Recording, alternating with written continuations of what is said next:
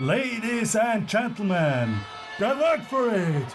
Europe Podcast!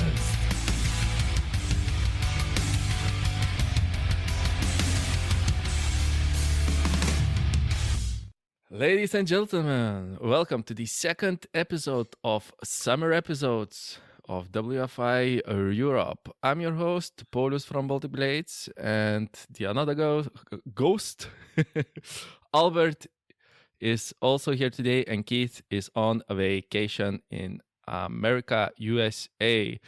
So this might be probably a short episode, as I am super tired and we are just two here. So, but Albert, Hi. I have hello. I have prepared a game of this or that. So nice. Cool. We might play that later in the show. So, but please do tell, how was your week? Boring. We had like 2 classes, one over the weekend, and we did a 2-day Damascus forging class for the first time, which was an experiment because usually our Damascus forging classes, they take like 3 days. And this time we did a 2-day class. It turns out we can do a 2-day class with 5 people as well. So everything worked out. We made 5 very nice blades, which was good for us to see that we can do a 2-day class as well, because 2-day classes are much more popular than 3 days. I mean, it's 30% shorter, but yeah, or 50% shorter. It depends from which side you look, right? But you do a lot of preparations for those classes, right? You prepare billets. Yeah, we prepare the billets, but we do, with the 2-day class, we do 1 restack so that we end up with a 60-layer Damascus, which is fine. With the 3-day classes, we make a 150-layer Damascus. So that's the difference. And we start an hour earlier. We start at 8. Usually our Damascus forging classes, they start at 9. But with the 2-day class, it starts at 8. And the days are longer, obviously, because we have to do in 1 day what we usually do in 2 days. So we do all the forging, all the heat treatment, all the finish grind, all the hand sanding, and all the etching on the first day. So you basically do, your preparation is just welding up the very first billet of like 30 layers? Exactly. We weld, all our Damascus billets are welded shut completely with TIG welding, and this takes forever. And we have to prepare like all the steel, grind the steel, stack it, weld it, and this takes a few hours, at least half a day usually, when we have to prepare like 4 to 5 billets. And that's what we do. So when the students come to one of our classes, the billets are prepared for the first forging session, and then we do a restack. And they have to grind the billets for the restacking process. That's, at least 1 restacking process we do. Mm-hmm. And I guess you are starting out with the billets that are very long but low layer, and you just cut them up and restack them? Yeah, we start with 30 billets, with 30 layers, not 30 billets. That's a lot. Yeah. Now we start with 30 layers, and then we do 1 or 2 restacks, depending on the class. But usually it's 1 restack, right? So when we do like a 6-layer Damascus, we end up with a thicker billet. After the first forging process, then we cut it in half, restack it, and then we have 6 layers. Minus the 1 we have to grind off, obviously. But yeah. So the students get the fun work. The grinding. But they get to, to do the restacking, which is basically just forge welding 2 plops, right? But exactly. If you are doing a stack of 30 layers, right? Yeah. Mm-hmm. So it's like 30 layers of alternating steels. And you said that you weld them shut with TIG, right? Yeah. Mm-hmm. So go through all of the seams? Yeah, through all of them, all the sides. Yeah.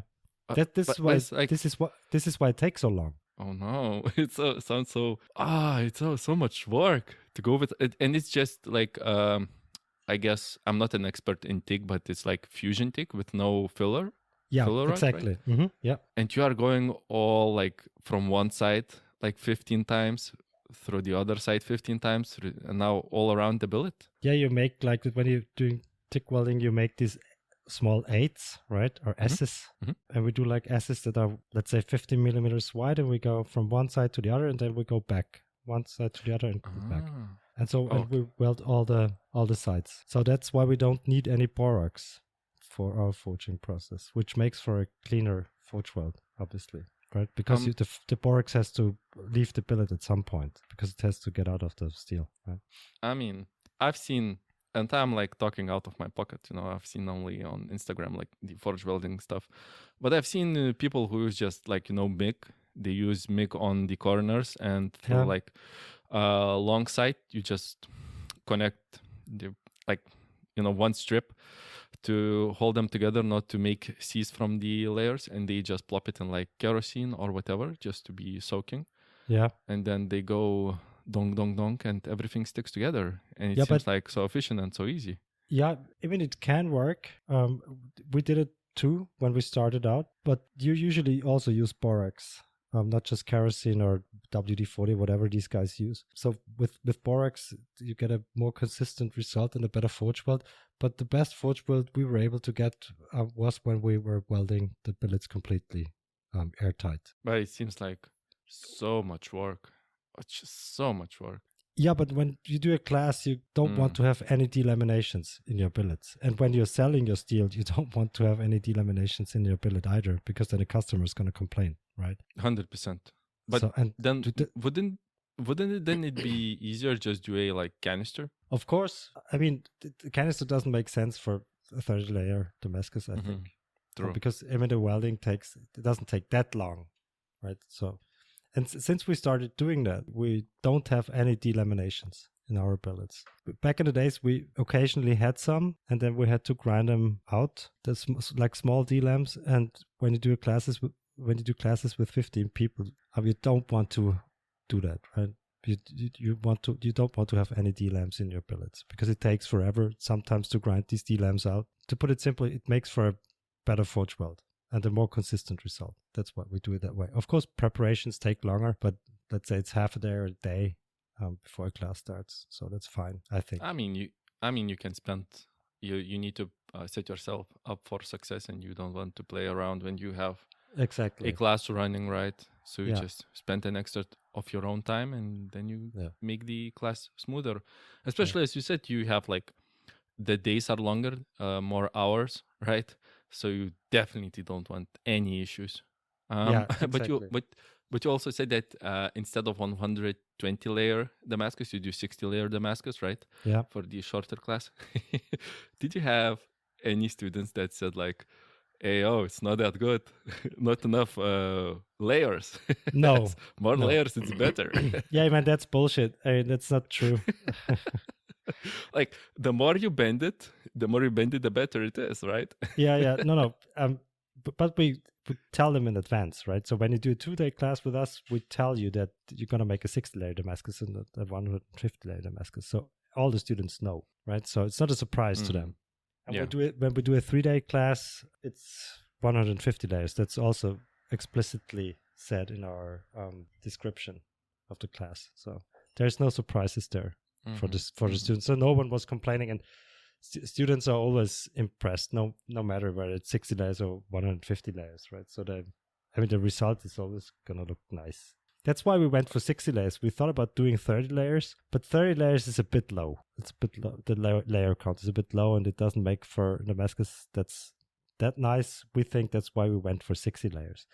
If we had done a 30-layer Damascus, we wouldn't have to do any restacking, obviously, because then we just could have used the first billet we welded.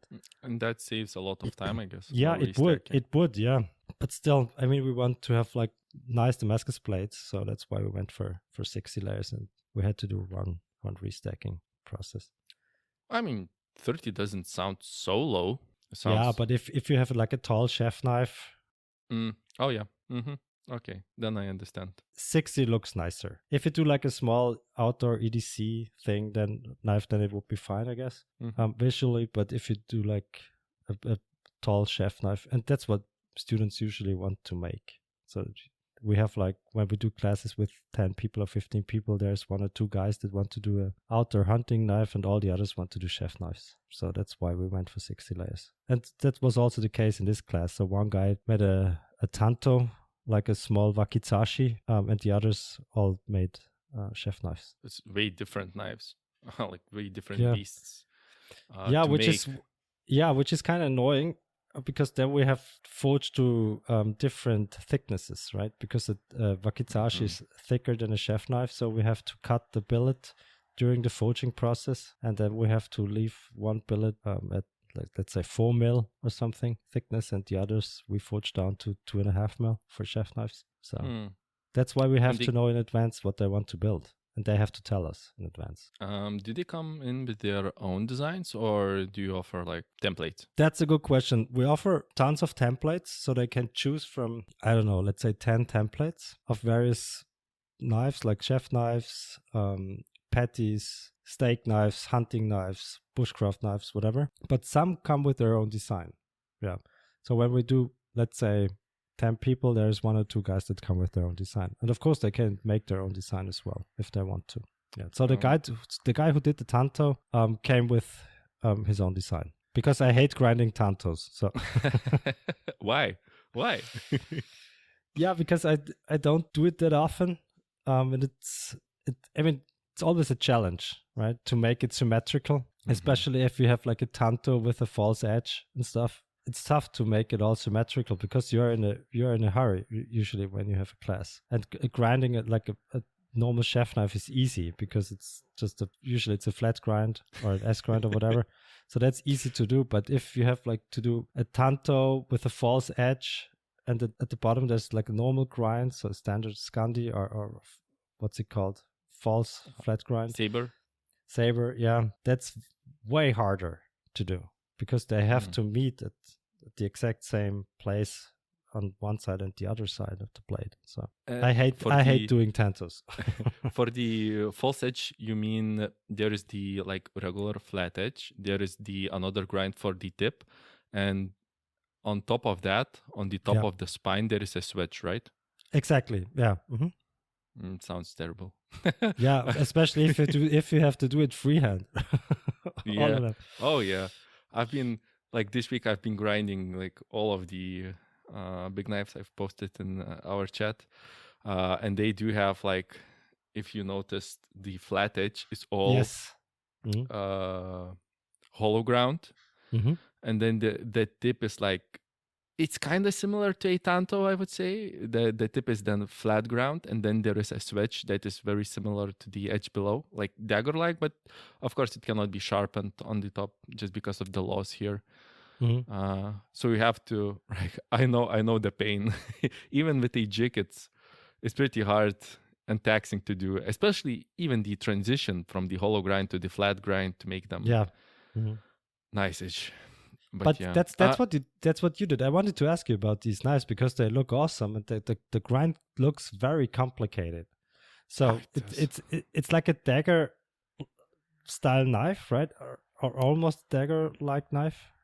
They wanted 2 kinds of knives, and basically the only difference is the edge length, and like, I don't remember what the one of the edges is like. The bigger one is like 24 centimeters, and the smaller one is 18, just the blade. And they let me go free. They just said, make something like dagger-like or bayonetta-like, right?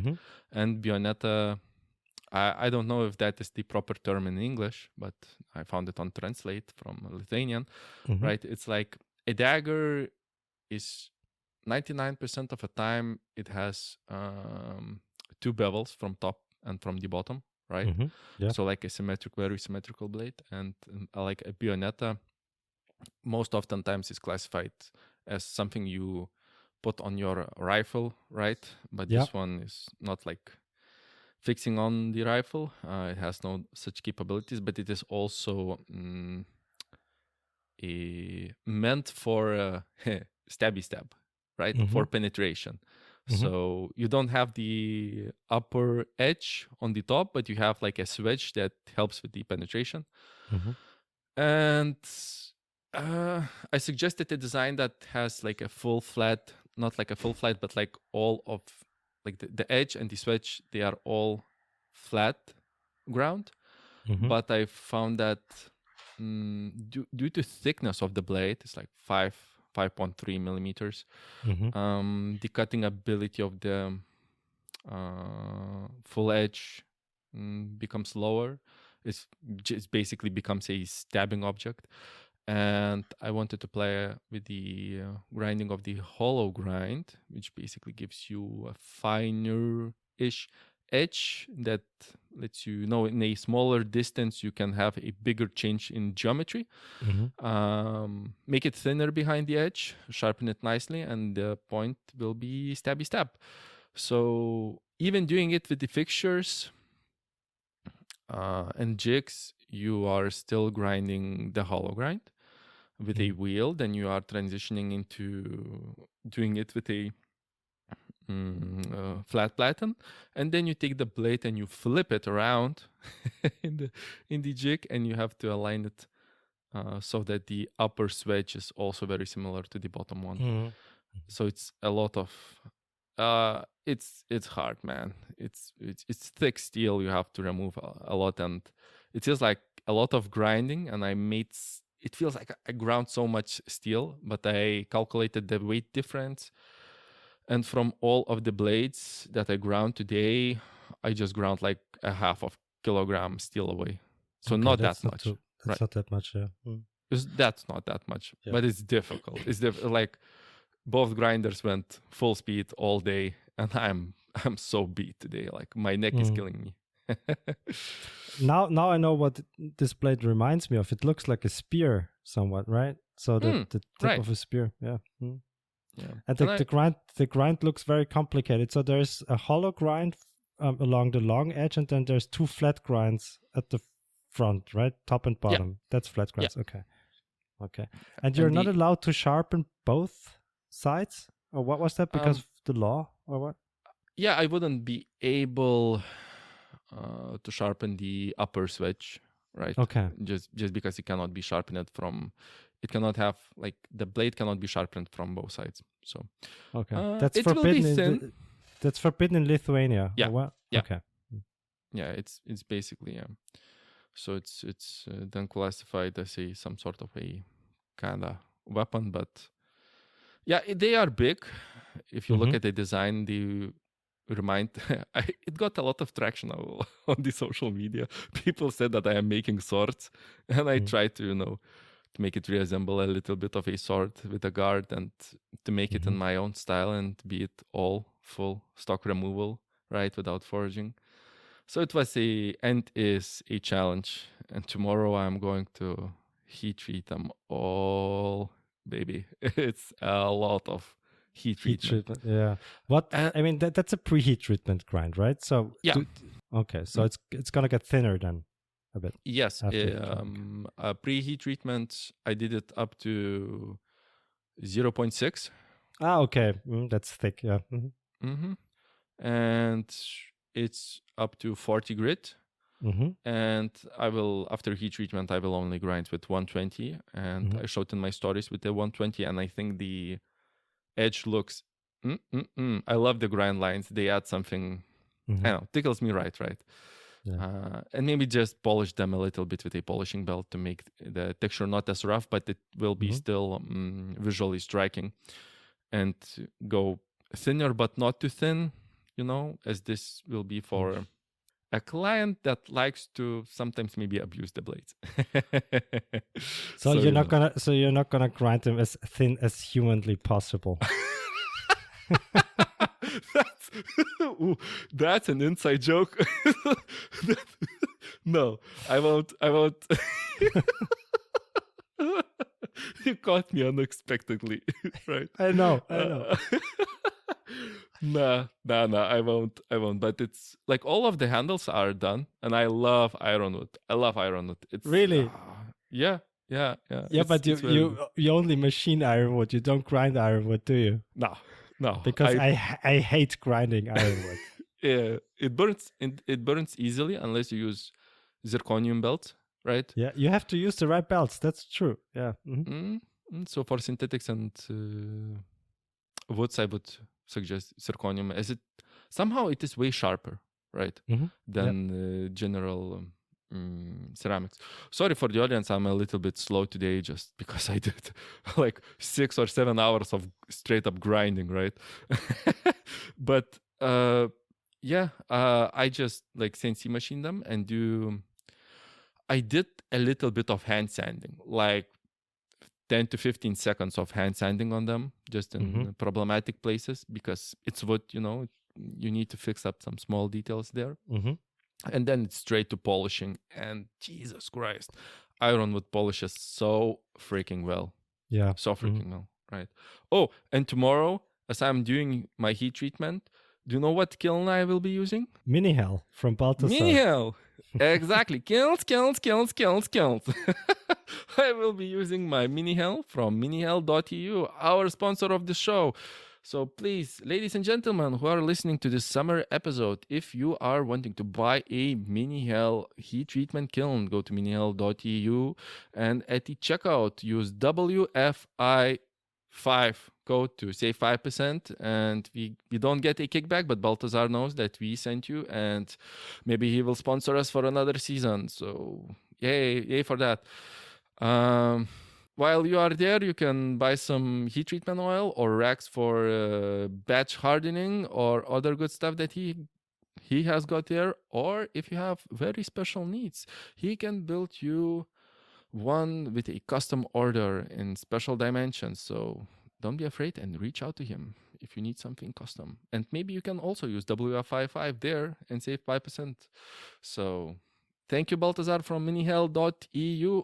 And now back to the show. Albert, I just wanted to ask you. No, let me ask about your knives first. I have so many questions. But what are you using to protect your blades during heat treatment? Are you using foil or what are you using? I was using Scalex before. It's very easy to apply, but I found that you need to.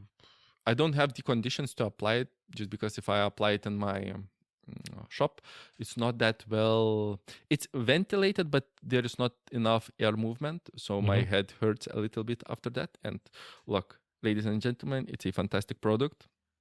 And it states on the can that you need to have proper ventilation. I don't. So I just choose to use Condorsal. Condorsal, okay. Yeah, and I use the Z1100 stuff. I saw that they came out with like 1500. At least I saw Alfredo Faccipieri using it, and it has like a higher tolerance of the temperature, up to 1200, but I'm using the lower class stuff that is up to 1100 Celsius. I love that it is curing pretty quickly. It's like half an hour max, and it's cured and up in the oven it goes, and you don't have to play with the foil bags. So yeah, the only issue that I have, good that you ask, is that I really need a water-cooled quenching plates. Yeah, they are awesome, especially if you have to heat treat so many plates, right? Yeah. And yeah, I remember when you talked about those in a previous episode, and I grew so jelly just because the blades are so thick and they have so much thermal mass. Yeah, that I heat treat like 3 or 4 blades in one go, right? And they get so hot I cannot even touch with like thick gloves, and their capacity is like lower, and then I have to put them in a water tank. No, but here's a hack I used before we had the water cooled quench plates. You can use, do you know these cool bags you use for if you have injuries and stuff? These blue things you put in the freezer. Just buy 20 of these and cool your quench plates in between quenches. You can put your quench plates together with these cool bags in between, and they cool down the quench plates pretty quickly. So that's what we used before we built our water cooled quench plates. What I just do is just take them off and plop it in a huge tank of water, and just they cool off until the next batch is but then you have to take them out of the vise and stuff, right? That sucks. Just use cool bags. I use a arbor press for that. Oh, okay. So it's very easy to take off. And what I do, for my arbor press, I built a longer arm, and I just plop a how do you say it in the in English? It's like a sporting equipment, not a dumbbell, but like a a kettlebell, I guess. Mm-hmm. Mm-hmm. So it's the same weight, and due Okay. to the leverage, it's always the same like strength. Yeah, So get I it. don't have to stand there, Yeah, Um, but if so you it's have like- to, if you have your quench plates screwed to a vise, that would be annoying. But usually your vise is screwed to the workbench, and you can't put it into water, right? So that's where the cool bags method comes in handy. That's why we used it, because all our quench plates are screwed onto carpenter's vices, and we can't put them into water between etching cycles. Or we didn't. I mean, we weren't able to do that. So that's why we started up with this cool bags method. But now we have water-cooled quench plates. And water-cooled quench plates, once you don't want to go back. Yeah. If you have them. So For the next batch, if I ever do such a large run ever, I want to build a system similar to Alfredo Faccipieri's with the solenoids, or I guess like pistons, right? Air pistons. Yeah. And water cooled. And you just put the knife, press a button, air pressure comes off, it slaps together, and that's it. And always consistent pressure. Yeah. How many plates do you have to heat treat tomorrow then? I think 40. Fuck. 40. Yeah. I have to coat them in that's a lot. Condorcell. Yeah. How many I'm plates fit into your oven? I said I'm doing like 3 or 4 at a time. So it's like like small batches, right? Yeah. But this is gonna take you all day. Yeah, so what? Exactly, right? What steel did you use for this plates? N690. Okay. My favorite steel. Mhm. Yeah. So it's not too bad. And just I did some testing, and I'm aiming for like 61 HRC. Mm-hmm. And there was a small issue, right? I want to go with Condorcell, and looking at Condorcell's data sheets, at a specific temperature, it can only withstand a specific period of time. So there is a wonderful graph there on the website, and I found that I need to lower the temperature because N690 has a pretty big temperature range, like let's say 30 degrees, right? From 1030 to 1060, I guess. And I had to do some testing just because of the thickness of my blades, like a little bit above 5 millimeters. So it requires 15 minutes of soaking time. So it would be too much time for Condorcell at the high end. And I do the poor man's cryo, just doing the freezer cryo, and I can hit 61 HRC very consistently. Nice. Yeah. So it's and like N690 at 61 HRC is I think it's sharpened so easily, and one of the hardest things in sharpening is just plain burr removal. And most people experience with N690's production N690, which is like 58, something like that, and it is way more gummy. And gummy steel, it's so hard to remove the burr. And 61 sharpens so nicely, so nice. All around they're nice steel, I think. But I was dreading more today, the full day of grinding, than tomorrow. The heat treatment will be just, I just paint the blades, la la la. Yeah, that's easy. I know. Yeah. But how many blades did you grind today? 40. 40, all 40 today. Yeah. Okay, that's impressive. How long did it take you? Not counting breaks, it was 6 hours of straight grinding. Fuck. Okay, that's a lot. So it's like the blades are long, and you have to apply a lot of pressure, and it doesn't seem hard when you are doing first 10 or 15, but by number 25 or 35, you are definitely feeling it. Yeah. Right? But still impressive. Nice. Like 40. I mean, it's a complicated grind. Oh yeah. To do like 40 blades in 6 hours, that's decent. I mean, that's impressive actually, I think. For a complicated grind. But it's a preheat run. And you're using jigs. I forgot. You're cheating. Yeah. So I'm definitely cheating. I'm all about The only place where I'm not cheating is on my fiance. Everywhere else, I'm cheating. I'm cheating. Why work hard for the same result I if you can know. cheat? I know. I mean, I didn't want to insult you. I'm just too stupid to use jigs. So. Oh, you're not. But- You're not insulting. It's like it's a compliment for me. Okay, when good. I don't consider. You are cheating. What? You're- Nothing. Like, I know. you remember the screenshot from Facebook that I shared from another Yeah, knife yeah. maker's post? Yeah, yeah. And like, it's always like people who are complaining about other people using jigs are not their clients. They are other knife makers. And it doesn't really matter what the other knife makers are saying, up to a point, of course, avoiding some drama, and shit like that. But you should focus on your customers, and providing them the value. And it doesn't really matter if you are freehand grinding them or using a jig, or maybe using water-cooled quench plates is cheating or whatever. It's just making your life easier. And if you look way back into the times when blacksmiths were working with their hands, they developed so many techniques, so many tools and jigs and shit like that to make their life easier, just because the work is hard. And you also want to make it as easy as possible for you, and then the savings go to your margins and go to your customers, that they get a better product, more consistent product for a better price. So where is the cheating here? Hey, listeners? Yeah. And where does it start and where does it end, right? So is using Mhm. a power hammer considered cheating, or an electric kiln? Good sandpaper versus bad sandpaper, or versus a file or whatever. Come on. Yeah. And it's Yeah, it's just dumb. It's just yeah, it is. plain It is. Yeah. plain dumb. And I just want to backtrack a little bit to the you doing classes, and just small tangent. Have you ever gotten a design that you said no to? Yeah, of course.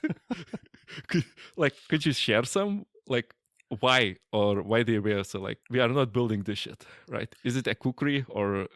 No, I love doing cookeries. No.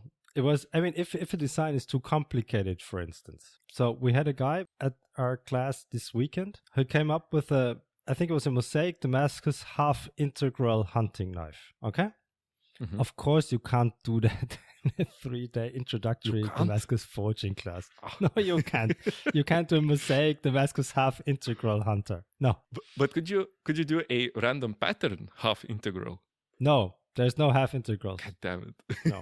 Okay. Not in the normal Damascus forging classes. We do advanced forging classes where people can do more complicated blades and steel, but not when you come to our shop for the first time. No. Mm. I mean, and Andy was talking with this guy, and he was kind of frustrated that he couldn't build this. And Andy said, that's like a €2,500 knife. Of course, you can't do that, right? So, in an introductory Damascus forging class. And but I guess that's not what you meant, right? So I guess you meant like ugly designs, right? Yeah, maybe. Yeah. I mean, it's you can show the variants. Like maybe Yeah, we have people like come in. we have like people who come with too complicated designs, or designs that are too complicated to build, and then we have people who come with shitty designs, whether they made it their own, or whether they found it on the internet somewhere, or they took a photo at a friend's place and stuff. And that's tricky, because then you have to try to talk them out of it, or try to convince them that it's not a functional design. For instance, if they take a photo at a certain angle, not like a flat shot from the top, right? Mhm. Where you can really see the correct dimensions and ratios. But if they take a photo or use a photo from the internet that's been taken at an angle, right? Mhm. So this distorts the proportions of the knife. So the blade looks like smaller or narrower than it's supposed to be and stuff. So then you have to talk to these guys and tell them that it's not going to work properly because the blade's not tall enough. So your knuckles are going to be in a way when you're trying to cut something and stuff. Mm. But if they insist, I mean, they can build whatever they want as long as it's possible. So you can say you have the right to say, "Hey, dude, this this is a shit design." Yeah. But I wouldn't build it. But if you really, really want, you can build it. Yeah, I mean, this has happened, right? So that's Really? I mean, Right. yeah, that's fairly common to us because usually people, I mean, usually, sometimes or quite frequently, there's people who want to build santokus, and I hate making santokus. I don't like them. I think they look shit. There's better knives out there, but they see a santoku or have seen a santoku somewhere, and that's why they want to build one now. And of course, if they insist, they can make one, right? I mean, it's not a knife I would make, but if they want to have one, I mean, be my guest. Let's make a santoku then. So. Oh my God. A hot take, Albert. Shots fired. I know. I I mean, know. Santoku isn't Santoku like the design of the knife that is like a bridge between Japanese design and Western design for Western people? I have no idea, but I'm so fed up with santokus. I mean, you see them everywhere. At every IKEA, at every supermarket, you can buy santokus, and I don't think that they look nice. I mean, I don't like this. I mean, it's a matter of taste, so there's no arguing about that. I think, and it's not really a hot take because I don't like them. I don't think they look good. I mean, that's just my opinion. So it's the most popular design, right? And so you're what? like, I mean, that's shit. That's shit. It's And not shit. what- Just don't like it. It's not shit. I mean, and just because something is popular doesn't mean that I have to like it, right? So the Exactly. the most popular in the food in the world is probably also something I don't like. So or the most popular music or whatever, right? So I don't have to like it just because it's popular. A man of acquired taste. Not acquired True taste, contrarian. but no. I just don't like him, right? So Yeah, that's fine. I mean, maybe you can go a little bit deeper in that, right? You don't like the design, right? yeah, Or the dull tip. yeah. I felt like that. And maybe not to go like let's go on the positive spectrum on this question, right? What would you rather suggest they do? Like a K-tip or a like K-tip, yeah. A Kyoto or a K-tip Kyoto or a Kiritsuke or a Honesuki or something like that. I mean, I would suggest instead of doing a Santoku, I would suggest a Kyoto, right? Of course, it has a slightly different blade geometry, but I would suggest, because that's what I like. I like doing Kyotos and K-tip Kyotos especially. So. And what do you think about the like German profiles of a blade, like something like with a big belly and like I know. the tip going like straight with the spine? The standard chef knife, you mean? Mm-hmm. The what's it called, French style or German style, where depending on where you come from. I think that's a good design. I mean, not if the tip is at the all the way at the top, but usually there's a drop right at the German chef knife, and I think that's a very functional design. I mean, it's similar to a Kyoto actually from the belly wise, right? I think that's a very functional design, and I've built many of these, and I like them. Yeah. I have. I think I have bought one of the production blades from Bocker when I just started out. Just wanted to experience like different profiles of the blades. It's like it was like my first or second year of knife making at all as a hobby, and I really like that one. It has like a big belly and like the a little bit higher tip allows for a very big swing, and because you have so like in a confined blade length, you have a little bit more of edge length. I feel like, right? Just because of the upsweep. Yeah. So it also feels like it is cutting way longer just because you use different places of the edge length for different operations. So they kind of don't get used for different tasks, right? And it feels like it just stays a little bit sharper longer, which is maybe true just because it's getting used more uniformly. And I think I have a one of like I was talking with Mert Tansu after one of his podcasts where he talked that you need to have like a knife from a production company that it is your benchmark, right? You need to build something better than that. So he suggested that I would buy like a Tojiro DP kind of knife, a Japanese style knife, and I love it. But it's so different than the German design Boker. But they are like, I kind of share the same dislike for Santokus. Just it looks like an abomination of a knife that could be cool, could be good, but then what is going on with that tip, right? You're using exactly. function. Yeah. So, Albert, Yes. after This or this that. long, this or that, after this long tangent of me talking again, listeners will be fucking complaining about that, and I am not sour. I'm not sour. I'm not petty. I'm just blocking every and each of you. I got the access for WFI Europe, but I'm not blocking from that from that profile. I'm blocking from my own profile. So be afraid to give me honest. Look, I agree. I agree that I go sometimes on big tangents, like right now, but it doesn't make it hurt any less, right? Even if you are true and right, you're still getting blocked. So, Albert, let's go and play some round 2 of this and that. Nice. Ladies and gentlemen, if you do not know what is this game all about, it is I will give 2 choices. It is quick round, so I will just give 2 choices without any explanations. Albert has to choose one or the other, and then we will bang off all of them, and then maybe go back and discuss some funny things that he has chosen. So are you ready? Yes, I am, but you're not going to answer. It's just me. Or are you going to answer? When we will talk. During the discussion. Okay. Yeah, during the discussion. So Are you ready? Yes. So the second round, let's go. Full tang or hidden tang? Hidden tang. Hidden tang.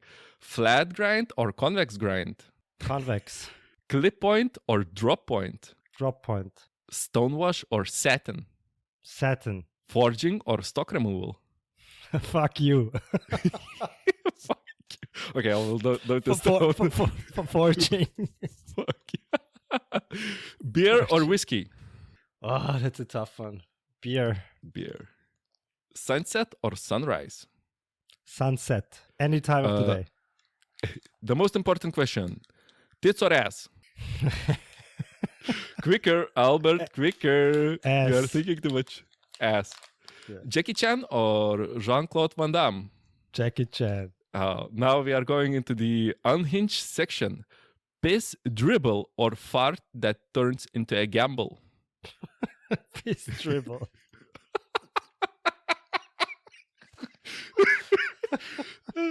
Blade that moans when you cut, or sheath that screams when you draw?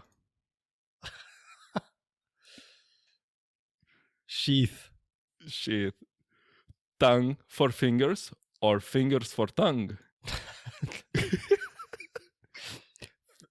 Finger for tongues. Or fingers for tongue. Oh man. Permanent horniness or permanent hiccups? Hiccups. Would you rather fart confetti or burp glitter? So stupid. Burp glitter, because I hardly ever burp.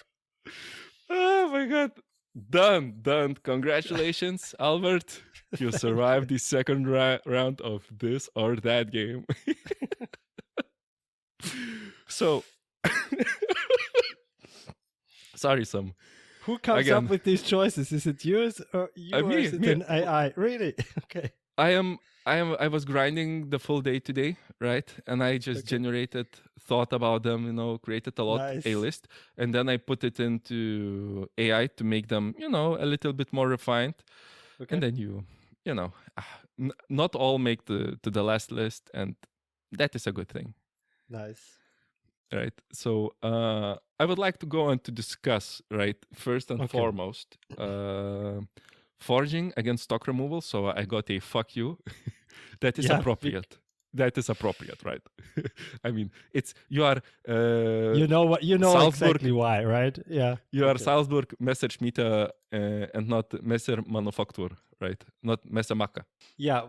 I mean, I get where you're coming from. I mean, we've been talking about this forever. So from a methodological point of view, forging doesn't make any sense, right? So right. That's why I gave you the fuck you. But I enjoy forging, and I like doing that. So that's why it's almost a dilemma somewhat, right?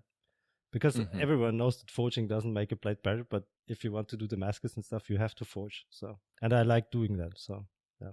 But stock removal is also fine. There's nothing wrong with stock removal. Don't get me wrong, right? So And I have the highest respect of people who only do stock removal and make clean blades, right? So that's I have an hard to do. idea. We should call like stock removal, and we should rename forging to stock relocation, because Okay. you're Yeah. relocating. I mean, in German we have this term, and not relocating, but we have warm umformen. So you transform hot stuff or warm stuff. So warm umformung. That's forging is a way of transforming warm stuff. Yeah. So I totally agree with you that, and you should do the thing that you love. I'm a stock removal guy, and I hate grinding. So it's such a hard job. Let's go to some serious ones, and I'm surprised actually. Full tang or hidden tang? You chose hidden tang. Yeah. Any explanations why? The balance, maybe? Yeah, it makes for lighter blade. I like doing hidden tang handles because you can do all certain kinds of shapes, and you can use liners and stuff. Of course, you can also do that with full tangs, but I think it's nicer to do it on a hidden tang knife, because then you have if, let's say you do a mammoth ivory liner, it goes all the way around the handle material. But it depends. I mean, it's a tough one because it depends on the kind of knife you're building, right? So if you're building a chef knife, it doesn't really matter. But if you're building an auto knife, I would never do a hidden tang auto knife, right? So because really, whenever you want to have like a stable tang, you're not supposed to use a hidden tang construction, I think, right? Because you have very little material at tang. So full tang is better for certain applications, and a hidden tang might be better for other applications, like a chef knife, because it makes for a lighter blade. I think you just opened such a can of worms. Why? Because I hate hidden tang outdoor and hunting knives. Yeah. People will come out of the weeds and be like, Yeah, actually, hidden tanks. Yeah. It was built for thousands of years. Yeah, all the Finnish people, the Samis are building it, whatever, right? I don't care. I don't do hidden tang outdoor knives. Make whatever you want. I don't do them. I don't make hidden tang hunting knives. I don't make hidden tang outdoor knives because I want to have. Yeah. Such a great statement, Albert. I don't care. I don't care. I just do what I do. Flat grind and convex grind. You chose convex grind. I would totally agree. Like a slight convex on any blade would highly benefit. I think coming from a outdoors guy, if you see very like thick convexes, right? The one that goes very quickly, very fat. Yeah. I think that is no bueno. That is a poorly made convex, just because the longevity will be way shorter of it, just because it will get quickly fatter and the cutting performance will drop. Yeah, but it depends on what you want to do with a knife. I know exactly what I mean, like a Feldknieven knife, right? For instance. Very, very thick blade, very steep convex, but they're made for like splitting wood and stuff. So that's a survival knife. And there it makes sense, right? Because you don't care for like a super sharp blade, right? You want to be able to split wood efficiently. I totally disagree with you. And, how? That's just just a quick you're totally right with the splitting of wood, but if you make a thinner convex, right, on a thicker stock, you have either way. If it is a survival knife, it will be a thicker stock, right? If you make a thinner convex, you'll have the longevity and the good cutting performance, and due to the thickness of the stock, it still will maintain the splitting ability. If you wedge it in, but the splitting ability is gonna be worse. A little bit worse, but you are maintaining, like, you are not bringing a wedge with you, or are bringing a functional knife. In my opinion, it is like, will it be really? I kind of even distrust the argument of it being worse, just because you are having the same top thickness wedge, just with a finer edge, right? And if you are batoning a wood, still the top of the knife is splitting, pulling apart the log at the same rate as the thicker convex. I don't think so, because then we would build axes way differently. If that was true. Maybe. I mean, it depends on the axe, but I'm not an axe expert. Maybe Pops, Tomahawks can write in, or any other axe maker, and tell us more about the geometries. So yeah, going next, clip point, drop point, boring, stonewash or satin. You don't do like stonewash Damascus. No, The most important one. No, the second most important one. Beer or whiskey. You're a Yeah, light drink guy, right? that's a beer. tough one. Yeah, I can tell you why I answered the way I answered. I drink more beer than whiskey. That's why. But I also enjoy whiskey a lot. So We but heard still. in the Blade Show episode, we heard that you I were know. tasting some good whiskey. Yeah, but I drink more beer than whiskey. That's why I went for beer. Yeah. I mean, it's like choosing a Toyota Corolla over a Lamborghini, maybe just because you drive it more. But I would go the whiskey route. I would go the whiskey route. Okay. Sunrise and sunset. That is gay. For us, for us, that's easy, right? For us, Yeah. night owls. Yeah, night owls, definitely night owls. Boobs or ass? You chose ass. That is another. I think Benjamin Camon also. Look, I will double check. Yeah, he chose ass too. So we three for asses. That is great. I mean, to be honest, I want to have both, right? So yeah, there is a balance. There is a balance. You cannot like. There's a balance. That's a nice way of putting it. That's why they are on the opposite ends and the opposite sides. So it needs to be balanced. There's a balance. I see where you're getting at. Yeah. Jackie Chan or Jean-Claude Van Damme? Jackie Chan. Jesus Christ, that was a surprise for me. Really? Why? Yeah. Would you choose? Would you go for Jean-Claude Van Damme? Yeah, just only going like I think Jean-Claude Van Damme's commercial with Volvo where he did the split on the Volvo trucks trunks all of the Jackie Chan movies. Nah. If it would be like Bruce Lee and Jean-Claude Van Damme, then Bruce Lee, right? But Jackie Chan? Yeah. Really? Okay. Yeah. I mean, piss dribble or fart that turns into a gamble? You chose piss dribble. I mean, piss dribble comes with the age, so you cannot avoid that. So better not choose the fart that is a question mark. Blade that moans when you cut or sheet that screams when you draw. I think you use way more often blades without sheaths. Exactly. That's why I chose it. Yeah. That's you're very logical. Imagine you have a sheath that screams when you draw the blade. That's kind of intimidating. So it would make sense for like a fighting knife, right? Because it would intimidate the enemy. So yeah, if it would like scream like the Aztec whistles that they use, like they're like screaming people that we're using, that would be like cool. Tongue for fingers or fingers for tongue? And you chose fingers for tongue. Yeah, because I need my hands for my work. That's why. Okay. And now imagine you like to smoke cigarettes, right? Yeah. You could smoke like 2 cigarettes or 3 cigarettes at once. Yeah, that's true. Holding with your fingers in your mouth. That is very useful. Yeah. Permanent horniness or permanent hiccups? I mean, hiccups is terrible. Like being in informatic or permanent hiccups, I think I would go with the horniness. I would you? Personally? Yeah. Instead of hiccups. It would be so hard to sleep with hiccups. With horniness also, but horniness is more fun maybe than hiccups. I don't know. If it's permanent, I think it would be very distracting, but you might get used to the permanent hiccups. That's why I went for the hiccups. I think you could make a career out of permanent horniness.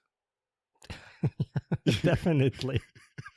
But that's not my career path. So I know. I chose a different one. Yeah.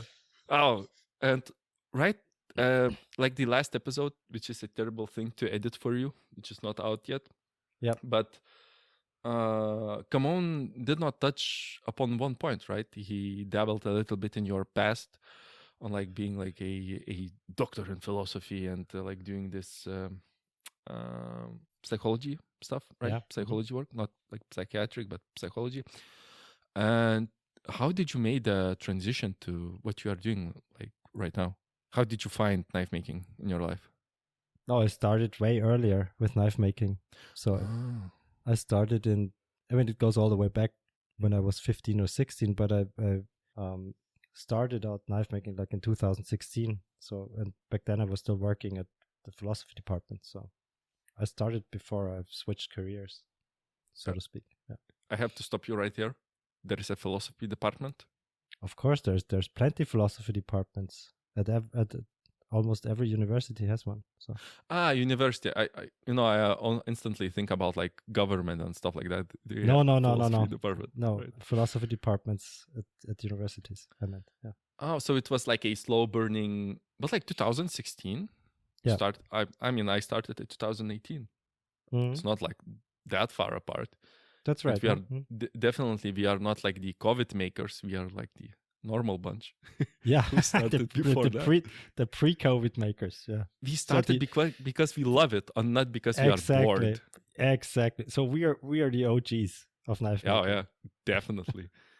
Oh, and just another question about your philosophy. Just you are a PhD in that, right? So you have to write a paper A for thesis. a PhD. Yeah, A thesis. Yeah. Mhm. Yeah, please correct me. I'm like no, not a learned kind of guy.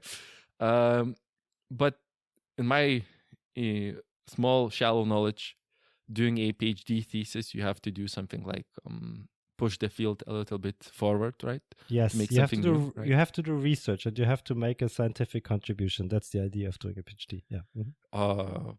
Might share in simple terms what was your thesis all about? That's too complicated. I did a PhD in logic, and that's so philosophical logic. That looks like math basically, but it's still philosophy. So you have a philosophical problem, and you use mathematical models to describe it, and then you're able to prove stuff. So like you do in mathematics. So. Oh, Jesus Christ, that sounds so interesting. That sounds well. It explains a lot about you and your choices, and like how you are as we know you. Doing this thesis and doing the research, right? Did you come to a conclusion that was expected or unexpected for you? That's a good question. I found some stuff that was unexpected and some stuff that was expected. So I found one paradox, which is a formula you can prove in a logic that's highly counterintuitive. Mm-hmm. And I found a paradox in a very well respected and accepted logic. So that came as a surprise, actually, to almost all the people in the field. Because I was playing around with this logic and something looked weird. And then I started proving and deriving stuff within the logic. And then this paradox came up and I was able to prove the paradox. That's what we got. That's actually, I think that's what got me my postdoc in Munich. So this was I would say, a significant result that you can basically destroy a logic with actually very simple proof. So. And I guess your paper is publicly accessible for people to read. Yeah. All my papers are. Oh, so you have several. Yeah, of course I do. I had an academic career, Pauli. So hey, yo, I you are a mystery to us. I published quite a number of papers. Yeah, and this one is also. I mean, the first paper is also accessible. Yeah, and it's been published in Studia Logica, one of the best logic journals there is. Congratulations. Yeah, thanks. Could we add a link to that paper in our show notes? Of course. Yeah. That would be cool. Just you are speaking it in simple terms, and for people who want to maybe delve deeper, because we have some very smart and keen listeners, maybe we would just find something interesting there and see what you were doing before you were Salzburg Message Media. Of course. Yeah. That would be really cool. And now back to the last question from this wonderful philosophical discussion and postdoctorate thesis. Would you rather fart confetti or burp glitter? You chose to burp glitter just because you don't burp a lot. Yeah. Mm, I don't fart a lot either, but I burp even less. So you don't fart. not that often, no. I love how this discussion just went, from like you explaining hard concepts into like pee pee poo poo talk instantly. But Yeah, that's on you, Pauli. That's on you. it has to have a balance of things. Yeah. But look, my logic is not about a burp or a fart example, right? It's all Okay. about the medium that you are projecting. And I think confetti is way less annoying than glitter. Yeah. Mm-hmm. And I if you burp just a little bit in the morning while you're laying on your back, just a tiny burp, you will look like Edward from Twilight, all glittery, all glittering for That's the full true. day. And confetti in the bed, it's not that bad. Yeah, I haven't thought about that, but that's a good point. Yeah. So, listeners, it's approved by a doctor in philosophy. So that's about it for the game. Very nice one. Yeah, I like it. We should play that more often. Yeah. We might do it one with Keith, but Yeah. he's, and maybe any other guest that we might have that we had on for multiple times. So we'll see. We'll see when the opportunity shows. It's been an hour. Maybe we could do a short show today. What do you think? Yeah.